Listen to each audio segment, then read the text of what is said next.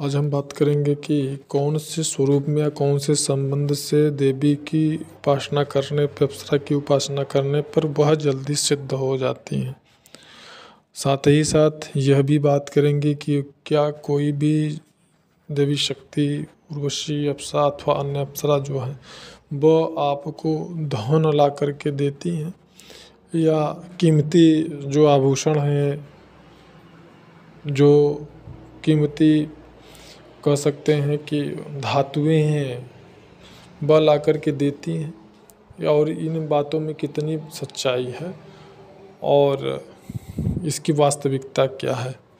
तो सबसे पहले हम बता दें कि अगर कोई भी साधक, कोई भी साधिका हमसे संपर्क करना चाहते हैं तो हमारा नंबर डिस्क्रिप्शन बॉक्स में दिया गया है। आप वहां से हमारा नंबर, व्हाट्सएप नंबर प्राप्त कर सकते हैं। व्हाट्सएप पे हमसे संपर्क कर सकते हैं। अपनी समस्या, सुझाव अथवा राय परामर्श आपको लेना है तो आप वहाँ से प्राप्त कर सकते हैं व्हाट्सएप पे मैसेज करके। तो हम यहाँ पे बात कर रहे थे कि क्या कौन सी ऐसी संबंध से अथवा कौन से रूप में देवी की साधना करने से, अप्सरा की साधना करने से वह शीघ्र जो है सिद्ध हो जाती हैं अथवा शीघ्र प्रसन्न हो जाती हैं, शीघ्र उनकी कृपा प्राप्ति हो जाती है। तो यहाँ पे मैं सबसे पहले बताना चाहूँगा कि मैंने स्वयं साधकों की जो साधना है उनको मैं उनकी साधना मैंने सदैव देवी उर्वशी की ही केवल साधना करवाई है साधकों से, साधिकाओं से, और उनके अनुभव भी चैनल पे पड़े हैं। तो हमने सदैव इनका जो साधना है वह मार्गदर्शक के रूप में ही करवाया है अथवा जो है मित्र रूप में इनकी साधना हमने करवाया है साधकों को। और ज़्यादा से ज़्यादा यदि कोई इनकी साधना करना चाहे तो प्रेमिका के रूप में इनकी साधना कर सकता है। अब ऐसा मत समझिएगा कि मान लीजिए आपने प्रेमिका के रूप में इनकी साधना कर ली तो फिर अब आपका विवाह ही नहीं होगा, अथवा अगर आप विवाहित हैं तो आपकी पत्नी जो है मर जाएगी। ऐसा बिल्कुल नहीं, ये सिर्फ भ्रम फैलाने वाली बात है और अफवाह फैलाने वाली बात है, बेवकूफ़ बनाने वाली बात। और दूसरी बात कि जब आप इनकी साधना मित्र रूप में अथवा मार्गदर्शिका के रूप में करते हैं तो इनकी जो है प्रसन्नता आपको जल्दी प्राप्त होती है, इनकी कृपा आपको जल्दी प्राप्त होती है। और यहाँ पर हम एक और बात करना चाहेंगे, जैसे कि लोगों का ये कहना होता है कि देवी की साधना यानी किसी भी अप्सरा की साधना जो है वह विवाहित लोग नहीं कर सकते हैं, केवल अविवाहित लोग ही कर सकते हैं। ऐसा बिल्कुल भी नहीं है।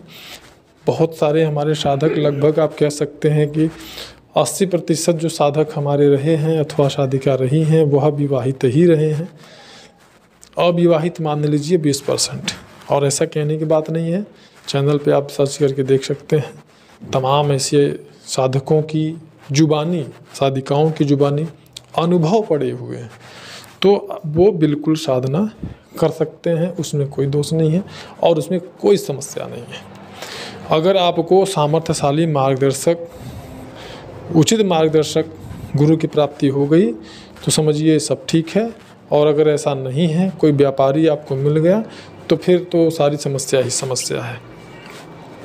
और यहाँ पे मैं एक बात आपको बताना चाहता हूँ कि यदि इनकी साधना जो है गुरु या मार्गदर्शिका या मित्र रूप में करते हैं तो उसमें आपको जल्दी सफलता प्राप्त होती है।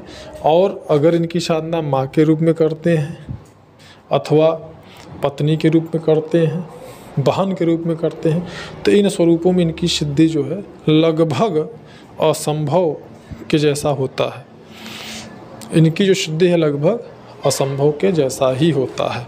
अब बात करते हैं कि यह आपको, कोई भी अप्सरा की साधना आप करते हैं तो क्या वो आपको सोना, चांदी, आभूषण, हीरा, मोती, माणिक इत्यादि ला करके देती हैं? तो ये सरासर जो है बिल्कुल गलत है, झूठ है, बकवास है, भ्रम फैलाने वाली बात है।